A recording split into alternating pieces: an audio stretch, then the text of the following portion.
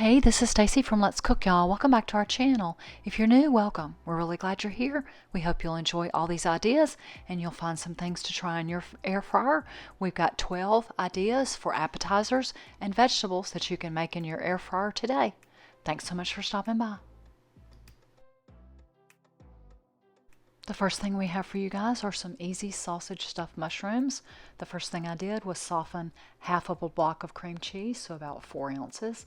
I smushed it around and then added a couple of good handfuls of some Monterey Jack cheese. I added some seasonings like garlic powder, onion powder, and this Trader Joe's mushroom umami just because I had it. Seasoned to taste. I mostly just used a lot of pepper. Cheese has a fair amount of salt. I had taken the stems and chopped those up and added those to the mixture, as well as some sausage crumbles. I keep a big bag in my freezer for pizza.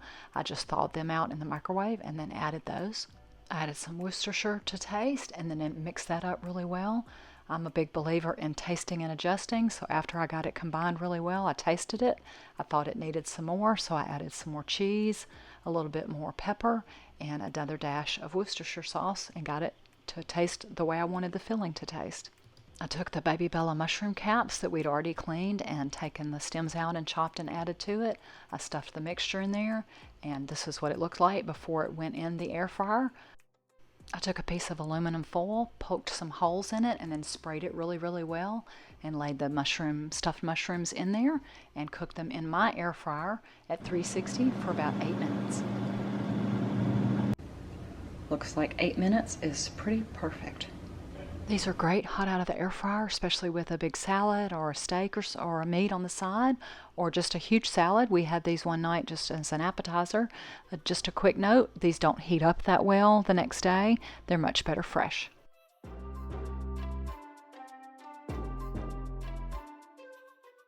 To go along with a crock pot chicken pepperoni, I wanted to do some zucchini in my air fryer.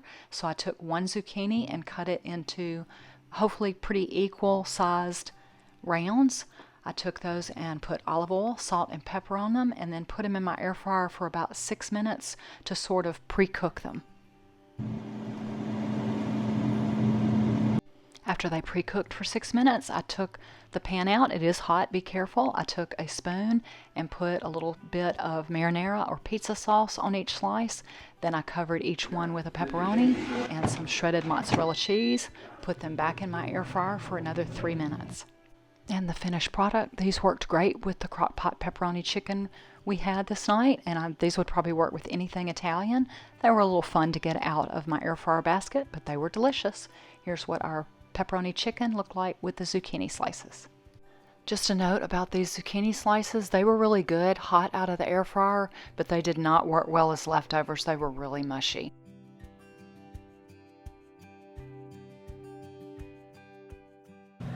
I'm going to try something new. I'm going to mix butter and beaten egg and dip some cauliflower in it, and then dip the drained cauliflower in Italian breadcrumbs and try to air fry it. I don't have exact measurements. I was just sort of winging this from an idea I'd seen online. Just 1 beaten egg, 1 or 2 tablespoons of melted butter, and this is just part of head of cauliflower. I'm cooking for 2 and also using a basket, so I don't do large amounts. The original recipe idea I saw online used a whole lot of butter and 2 or I think 3 whole eggs, and I'm not going to try that much. It was also, I think, a whole head of cauliflower or maybe a bag or 2 of frozen. It said you might need to strain the butter and egg mixture. Mine is pretty much absorbed.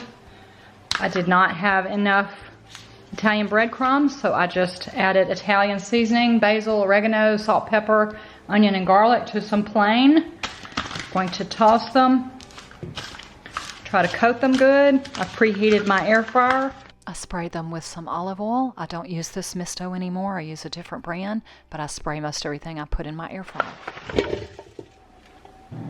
I'll start them at 10 minutes and check them and flip them and see how much longer they need. They were already starting to brown after 10 minutes, so they definitely don't take 20 like the recipe guideline said, so I'm gonna do them 3 more. So these ended up taking 13 minutes in my air fryer. They're really good dipped in ranch. We had them as an aside to some chicken crescents, and they were delicious.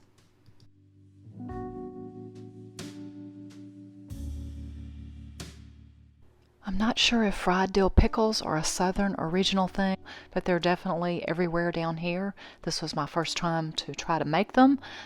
I dried off each pickle chip, both sides, with a paper towel, and then battered them individually into a FEB, seasoned flour, seasoned egg, and seasoned breadcrumb panko mixture. I used pickle juice mixed in with the eggs. Let's hope this little experiment works in the air fryer. I think I'm going to try them at, gosh, I don't know. But I'm going to spray my basket and decide what temperature to try cooking these at.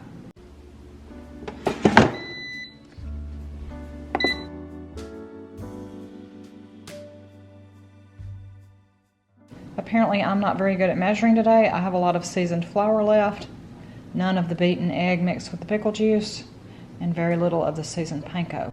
As with anything in an air fryer, it's obviously not the same as deep frying, but these were pretty darn good. They were certainly good enough for us, so I will do these again.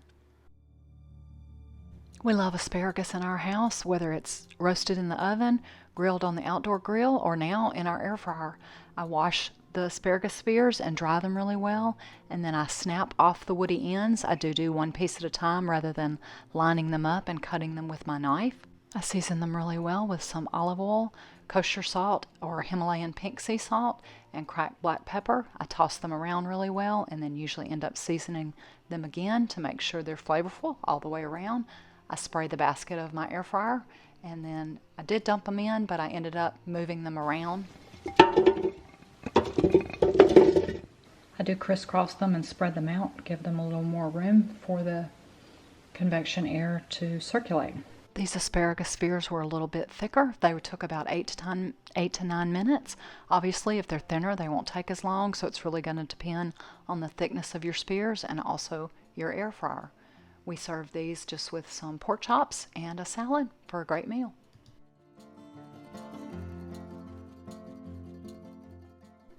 I don't buy fresh Brussels sprouts very often, but I had them, so I rinsed them really well, dried them really well.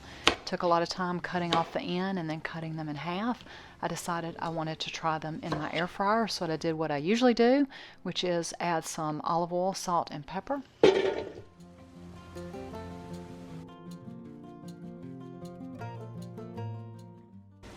It's the halfway point. They're already getting brown.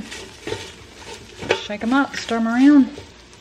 I may check them before the full, what did I put, 15 minutes? We like our Brussels sprouts with the crispy brown bits. Obviously, take them out a little sooner if you don't want yours this crispy, but this is what ours look like after about 14 or 15 minutes at 400. We are a potato-loving household, so the next set of recipes are using sweet potatoes and russet potatoes. One of my favorite things to do with sweet potatoes is I take 2 and peel them, cut them into big chunks, put them in a bowl, and season them really well with some olive oil, salt and pepper, a lot of Italian seasoning, and a little bit of either chili flakes or chili powder. I toss them around really well and make sure they're well coated. I do spray the basket of my air fryer. I cook these at 400, usually for about 16 minutes. We call these sweet potato chunks. We eat them with burgers, sandwiches, anything like that. My favorite thing to do is make what I call loaded sweet potato fries, where I use the potato chunks as a base, add some crisped bacon bits, some ranch dressing, some green onion if I have it, and a fried egg on top. But as I said, we also enjoy these sweet potato chunks on the side with sandwiches, burgers, and sloppy joes. We wanted to try sweet potatoes more as chips, potato chips. If I had a mandolin, it would have made this a lot easier. I don't own one, so I took my chef's knife and sliced the sweet potatoes just as thin as I could. Hair thin, really, if you can do it with a knife or with your mandolin, as thin as you can get them.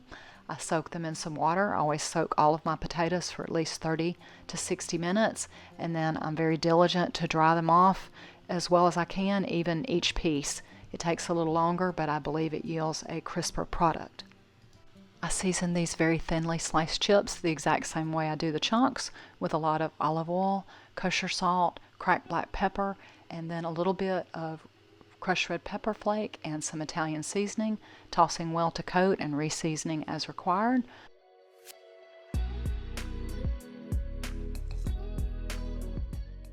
I do spray the inside basket. I've only ever cooked sweet potato chunks. I have never cooked them this thinly sliced. So I'm going to be winging it. I'm going to start at 400. I'm going to check them at 5 minutes, and probably after that toss them around and check them probably every 2 to 3. I don't think they're going to take nearly as long because they're so paper thin.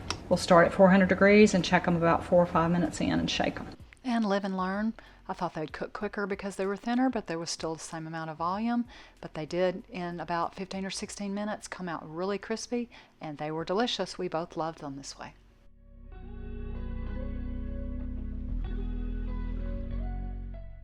On days when I'm needing comfort food, I guess I just always do the same things. This is one of those. Tim loves potatoes. He loves what we call loaded potatoes or potato wedges. All I do is just cut a potato in big thick wedges. I do soak them for a minimum of 30 minutes. These might even go an hour or more. And then I'm going to dry them off good, season them, and do them in my air fryer. We season russet potatoes a little bit differently. Olive oil, salt, and pepper. And then we use this Tony Chachere's Creole seasoning. And russets do take a little bit longer. At least these wedges do in my air fryer. I checked them 2 minutes shy and they're ready. So 22 minutes in my air fryer for potato wedges. Potato wedges, or potato logs as Tim calls them, are on heavy rotation in our house. Sometimes we go decadent like this and turn them into loaded fries with sour cream, bacon bits, cheese, and butter. Sometimes we grill up sausage and have them on the side. Sometimes we do burgers, hot dogs, sandwiches, and have them on the side. Tim often fixes a dipping sauce. Any which way we fix them, we love potato wedges in our house. And one other idea, using the same russet potato wedges, we make chili cheese fries. We just do the potatoes, put them in a little disposable pan, add some homemade or canned chili, some shredded cheese, put them back for about 3 minutes for loaded chili cheese fries.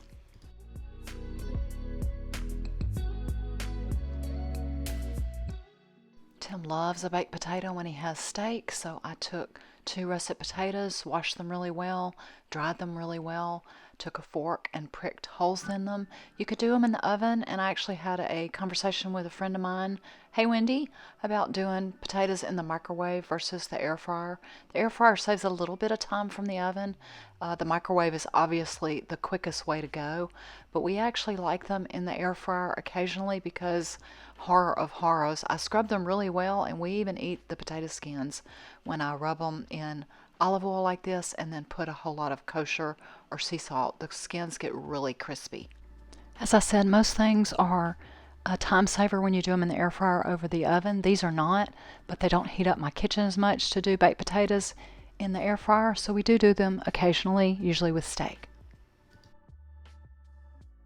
The next item is not a recipe or made from scratch, but these are still a huge favorite in our house.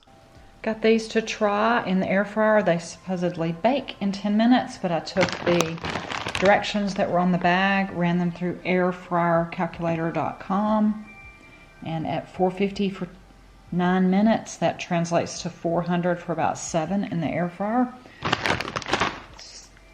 So we'll give these a try.